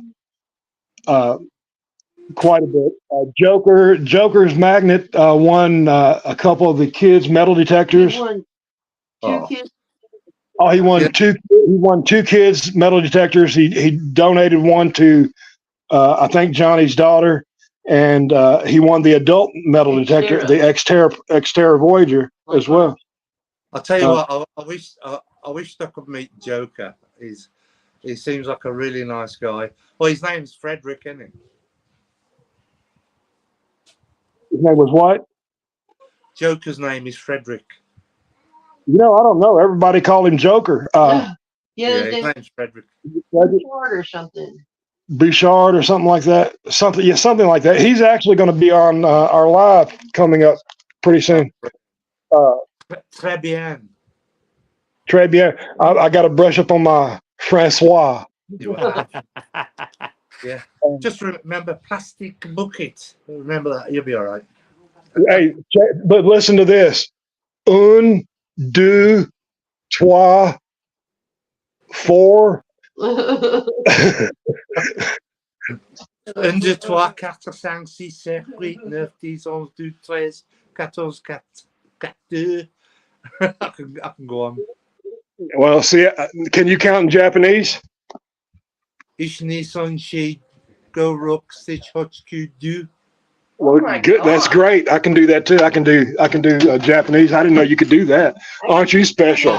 I used to be a karate instructor. I did as well. I did as well. I did karate for over 30 years. Yeah. Yeah, and obviously, you know, the body part names and all that as well, and blocks and things like that. Right. How many languages do you know, Graham? One, English. Well, I'm not very good at that. actually, Graham, you know, two languages. You can speak English and you can also speak American. Yeah. Oh yeah. Because American, it ain't English. No. Has the American come from the English, or has the English come from the American? Oh, the Americans come from the English, of course. I wouldn't have it any other way. Right back to when they named Nova Scotia and that as New Scotland. I'm saying, Roger, I have great problems with the language, especially like if we're in Bulgaria. You know, people will try and get me to understand. It goes in, out. It just doesn't stay. I used to find working on the ambulances and that I learnt the basics to a lot of different languages, just basics like, you know, hello, are you good? You know, are you okay? You know, whether it be Arabic, Greek, Polish, whatever. How to say thank you and stuff like that, and goodbye, and yeah, it helped in the job, you know. And then later on they came out with apps that would translate, so wow. You know, but yeah, it's some stuff that I've never forgotten, so you know. Yeah.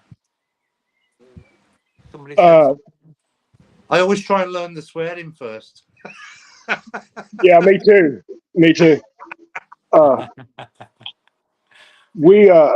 Grandma Kelly made a statement about the Nashville collapse. She said the traffic and the lack of bathrooms and the booze was too much. The people and the rest were great. Yeah, I agree with that. Booze. I'll accept the part about the booze because I did have a drink with Benny. Shannon and I did have a drink with a cocktail with Benny D from Kratos. I know. Yeah, that was probably my favorite time in Nashville, was to actually spend time with Benny. Benny is an amazing man. He will go above and beyond to help anybody he can. And when we did that collab for bowel cancer, you know, he sent a kit over for us free of charge to help raise money for bowel cancer. Yeah. Right, Richard, Magnet Mission's going. Bye, Richard. Bye, Richard. Take care, Richard. Yeah, so yeah. He didn't even question it. I just said, do you have anything that we could put up for raffle to raise money for bowel cancer? And straight away he messaged me back and says, I'll put something in the post. No question at all. Wow. That's great, that. Yeah, that, you know, I've only got great things to say about Benny. Like I said, I got to spend some time with him, and it was like he known us all of his life. I mean, when I first saw him, I didn't recognize him when I first saw him. I'll be honest with you, because he shaved up differently. He had like a what I call a Southern soul patch and a mustache. And I didn't recognize him at first, and then I recognized the shirt was Kratos shirt, and then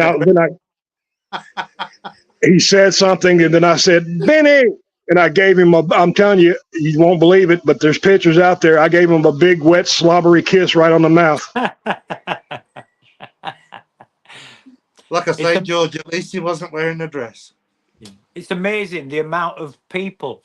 I mean, I haven't been doing it as long as neither you, Roger, or George, but the amount of people I've met that have been amazing, you know, just so helpful, so good, you know what I mean? And it's nice that you get into a community like that people want to help or do things. Yeah. And I'll tell you something else that gets overlooked. And I don't know how you guys feel, but I'm going to say this. Our police force here in Shelbyville, where I live in Kentucky, are great. They are the best. I'm telling you, we've even got subscribers that are policemen Yeah. From our city. They are the best people that I've ever met. I've had a few of them actually fish with us. One of them actually found a button from the 1800s Oh, cool. that I gave him to keep. Great. And the funny thing is, his last name is Justice. Wow. Oh, God. Yeah, he had his career mapped out for him when he was. Yeah, he absolutely did. He's a great my geography teacher. he was a great guy, and he actually let me put him on camera as well, Yeah. doing it. So he was a good guy, and met another cop that also owns a restaurant that we've got to get to. We met him on the towpath. He was walking with his son, and he had just gotten out of the hospital with COVID, and he owns a barbecue joint here, and I'm going to advertise it again. It's called Dickie's Barbecue. And the day after we met him, we got COVID. Oh. Oh, no. So we were stuck not going anywhere, but we did some magnet fishing, but we didn't go anywhere else. We have still yet to go to his restaurant, but we are going to go there this next month to check out his barbecue joint and I'm going to try to film there as well. Yeah, I look forward to that. So how did you go on through? How did you go on with magnet fishing through COVID? How did you? We just we're by ourselves when we fish anyway. Yeah, yeah. And we made sure that we were away from the towpath down in the woods. Yeah. And the first 3 or 4 days was rough. But we finally got out and said, I'm not sitting in this house anymore, and went out and did it. How did you go on, Roger? Pardon? How did you go on with the COVID? With it? To be honest, didn't we? yeah, we because obviously it came from a medical background and that I took it more serious than some. Yeah. We literally stayed in, but Into a politician. yeah, and just turned into a politician. But yeah, it was hard, but I mean, luckily, we me and Lindsay get on really well and that, so we made our own fun. Should we say that? But a lot of the YouTube channels, like the magnet fishing channels, did very well through COVID, didn't they? Yeah, I can imagine so. Yeah. Hey, we got Donna. We got. Thank you, Graham, for our logo design. Donna Collins from Black Country All Rats. We also got Chris from Very Bear. Welcome, Donna. Anytime. We also got Chris from Bear Magnetics in here. What's up, brother? Hi, Chris. We got to meet Chris in Nashville as well. No, it wasn't Chris. Was that Chris we met? Yeah, it was Chris. Okay, yeah, it was. It was looking at Chris from a distance. I thought I finally found someone bigger than me. Oh, was Joe O'Reilly there as well? Taller than I am, magnet fishing, but it turns out we're about the same height. Is this the magnet fishing company, this Bear Magnets? No, I don't know. Bear Magnetics is a YouTube channel, magnet fisher. He's a magnet fisher. Yeah, I say George. Joe O'Reilly was at the collab, wasn't he? No, Joe did not make it. Jared was there. Who? Jared. Oh yeah. Flying Arrow. He was there.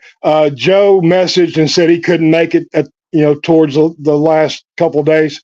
Oh, that's a shame. Yeah. I did the logo that Donna had. I saw it just to tell her. I saw her with the T-shirt that she had printed, and it looked really good. I thought it looked really good.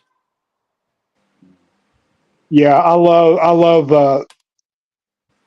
I don't know if I've seen that shirt or not, but I've seen the Black Country flag. Yeah. From the Canal Rats, I've seen that, and I've seen who is it? Netherton. Yeah. Netherton also has the Black Country flag. I love that. I love that flag. It's that's what I am a flag aficionado, I guess you would call it. I like the flags. The one I like was the bear on it. We think yours was Well, California. anybody out there that wants a tune, a little jingle doing for their channel, Graham Capstick is the guy to go to. And it's away. He'll do you a jingle. Yeah, for those that don't know, we have got a song that It's integrated. it is integrated right now in our videos. We've got like 10 videos ahead right now. So it's kind of integrated. Once those videos are out of the way, the song that Graham came up with for our channel will be played full time. It won't be copyrighted. Because we love that song. We think it's the best thing ever. I tried to play the George. Yeah, George, let's go. can I Yes, sir. play our one as an example? Do what? Can I play a little snippet of our theme tune? Absolutely. Absolutely. You don't have to ask permission. Just do it, brother. You're not allowed. Right. This is from Graham, who's on here now from Magnets Away. Playing from Huawei P30. That's not it. That's not it. That definitely wasn't it. Oh, Alexa, you bugger. There you go. Right, here we go. Let's try again. Stick together like glue in this crazy world. They always stay true. Magnetic attraction, stronger than ever. They're the ultimate power couple. Unstoppable endeavor. One step magnetism pulling everyone near. There's a magnetic force. No one can interfere. Side by side, they're a force to behold. Their love is magnetic, a story forever told. Magnet more than that, they're always attracting. Their love is electric, there's no distracting. Magnet more than that, forever side by side. Yeah, so Yeah. we absolutely loved it from the minute he sent it to us. It is so catchy. That is good song. It's catchy. And but you know what? The magnet fishing community is so talented. The people in the community. Let's take a look at some people. Barry Chalk. Does all our intros. Barry Chalk has done all of our intros, Yeah, and he's done intros for me as well. Yeah. he does wonderful work. I can't thank Barry. We would not have the channel we have if it wasn't for Barry. Look at Graham. The music the Graham does. We got John Drage. We got Tracy Hallworth. We got Jared O'Rear. Hey, I can do one hell of a stick man. Shannon can draw a stick man. And by the way, Shannon can also throw the magnet higher than anybody else In the world. With maybe the exception of Roger, who also is. The other day. Yeah, Shannon hit an airplane the other day. We got Roger the Tree Monkey.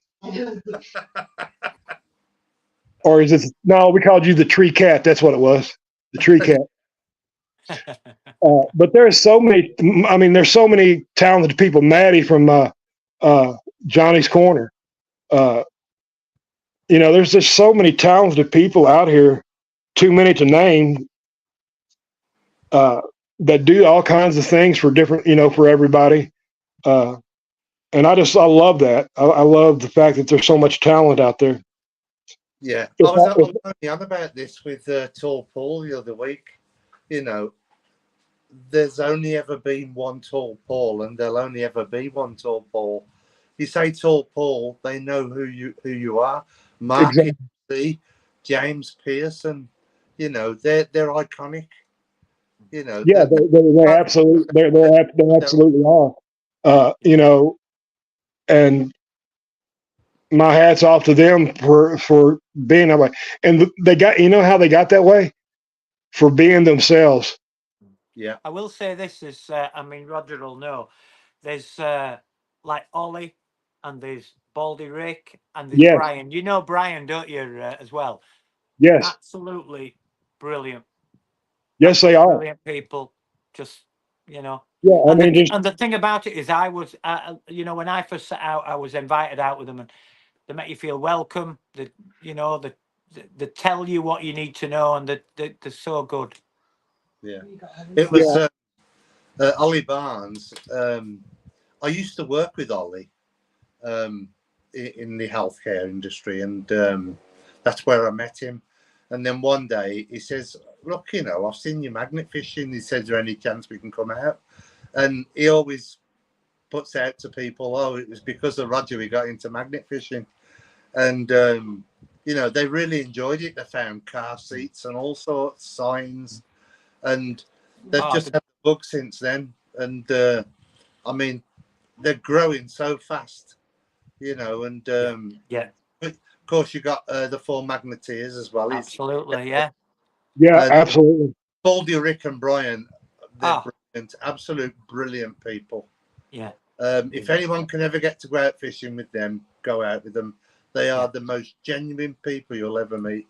And also, you know, like with Rick, when I went out, I first set off with the Evo 80 Magnet, and I went out with Rick that day, and he said, just test these magnets, just test them, see what you like, see what you don't like, see what. And he had so many magnets, but so knowledgeable as well about each magnet and what it does and what you do and what you don't do and how you, and that kind of knowledge comes from experience. Yeah, yeah, you're absolutely right. Rick has got the biggest, thickest rope I've ever seen in magnet. Oh God, yes. Yeah. Absolutely. I mean, And I did say rope, didn't I? you did. And yeah, he has I it. think I know what you mean. Yeah, he has it on one. I don't know whether it's on the Evo Extreme. I think it is something like that. Yeah, I think so.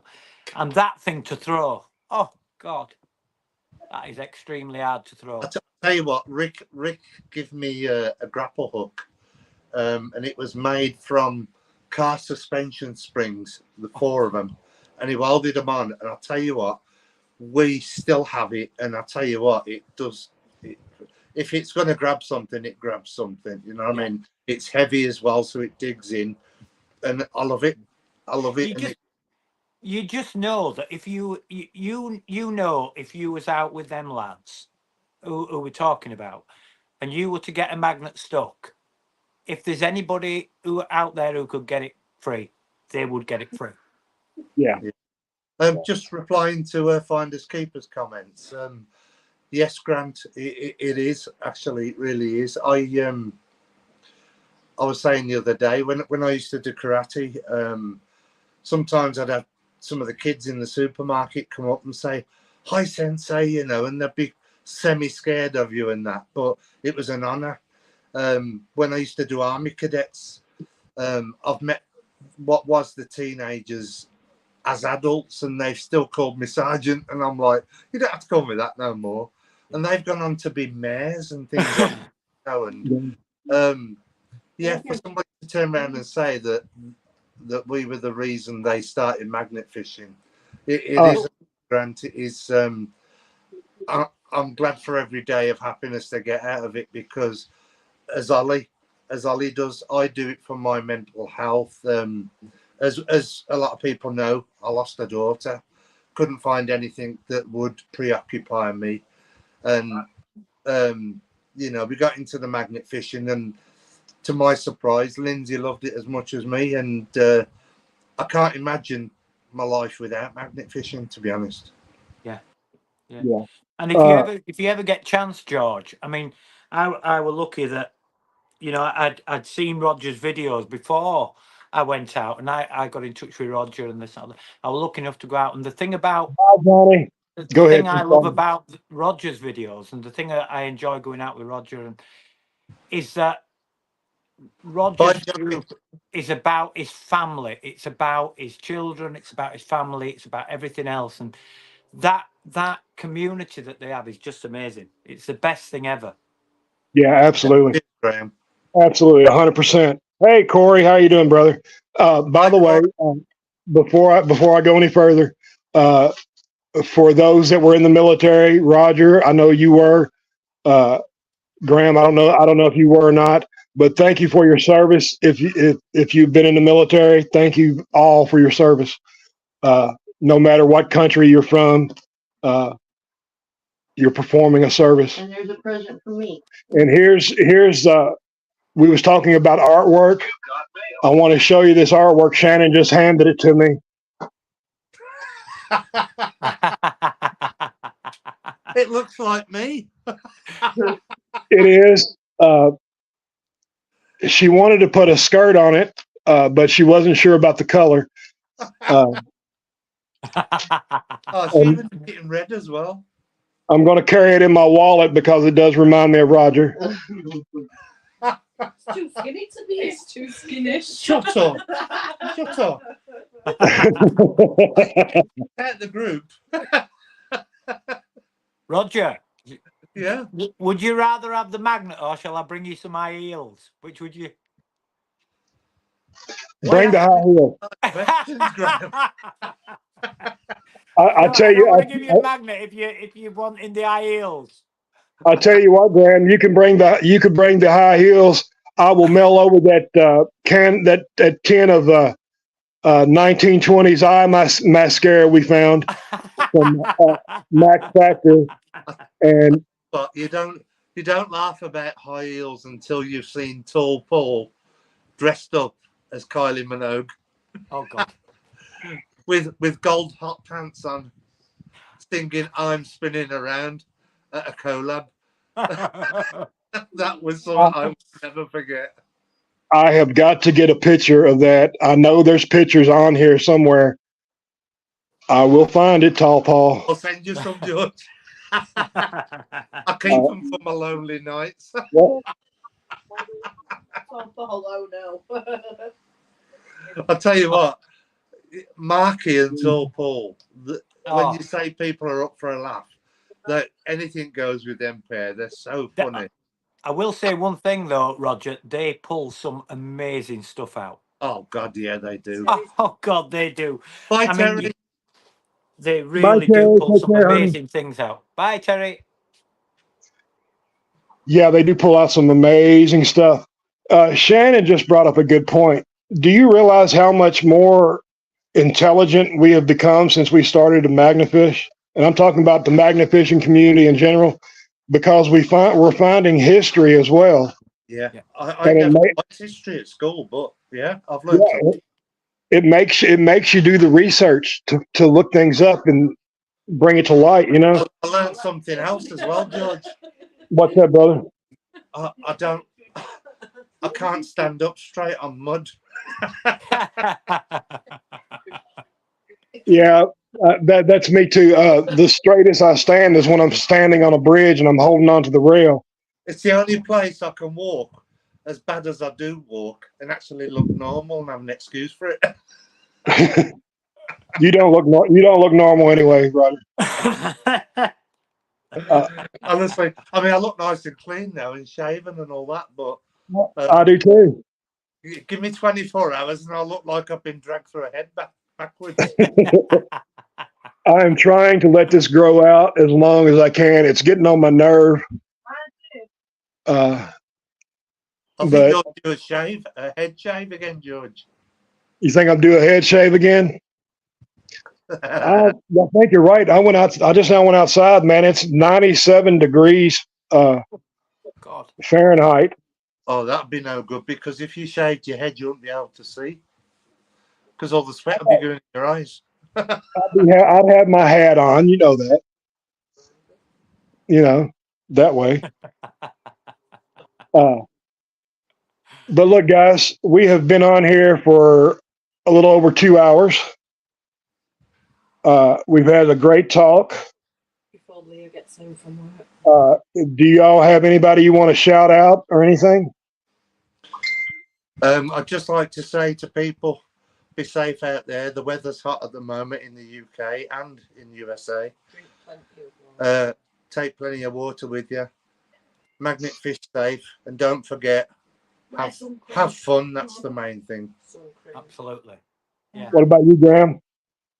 And thank you everybody that's been on the live to come and watch it. Just thank you everybody who supported us and just enjoy it. Just take it as fun. That's the main thing. It's about having Don't fun. take it too seriously. When you take it too seriously, that's when things get That's nasty. it. Yeah, it's no good. You're back tonight. You know, it's go out, have fun, make friends, meet new And people. stay safe. That's Absolutely. That's the main thing. Yeah, so Stuart, my dog's barking at you on the TV, Graham. You are. My dog's barking at you on the TV. Stuart from Kingfisher is in the house now. Just as we're getting ready to leave. He said it's 73 degrees Fahrenheit there. 73 degrees sounds wonderful to me.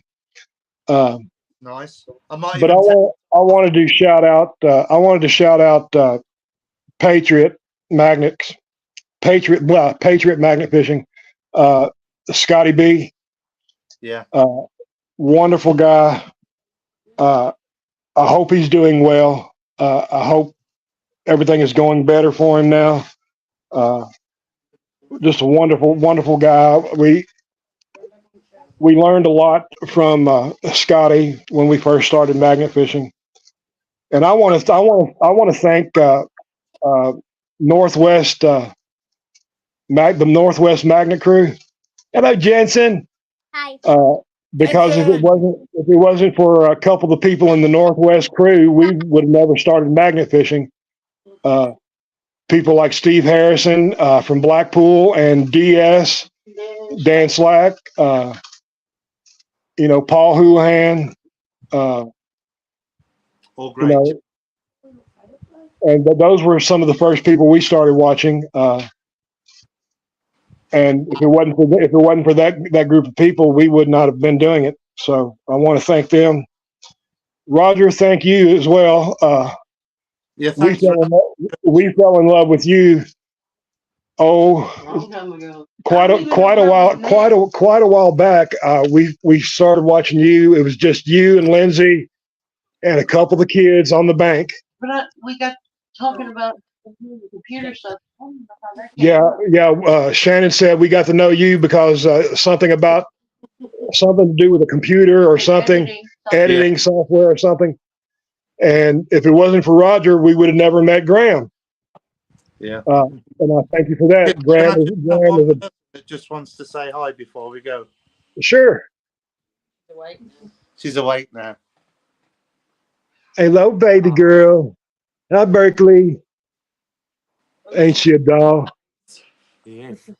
I thought you was talking about Lindsay just waking up.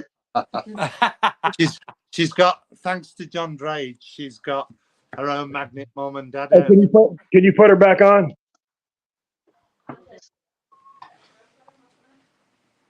Oh, my baby. It's a doll. Hi, Berkeley. Berkeley's beautiful. But Everly's beautiful too. who? Everly. Everly, yes, Everly is too. But Graham, thanks to everybody that's watched and put up with us. yeah, thank you for putting up with what we've talked about. We've gone. No, it's been very interesting. We've gone from magnet fishing to alternative lifestyles to. That was very carefully worded. Yes. And I also want to thank Graham for not getting us kicked off today. Yeah. On that I note, will never forget that. Hey, yeah, hold on a second. Let's do that. It was hilarious. All three of us got our hats that way. The Moron Club, Shannon calls us. But guys, I would love to have you back on again in the near future. That'd be great. Together, separately, however y'all want to do it. But I think the three of us on together is great, and I would like to do that again sometime soon. big kiss for Absolutely. Shannon. Big kiss for Shannon. Big sloppy kiss, mwah, right there. Big slobbery kiss to you too. Oh, You wow. too, Graham. And you. Yeah, big slobbery kiss to you, Graham. Yeah. But thank you guys. It never gives Thank me a kiss. everyone. Thanks for everyone for being here. A brilliant time. Love you all, and you guys brighten up my day every time we talk. So thank you very much. Right. Take care, George. Take care, you all. Bye, guys. Bye. Bye.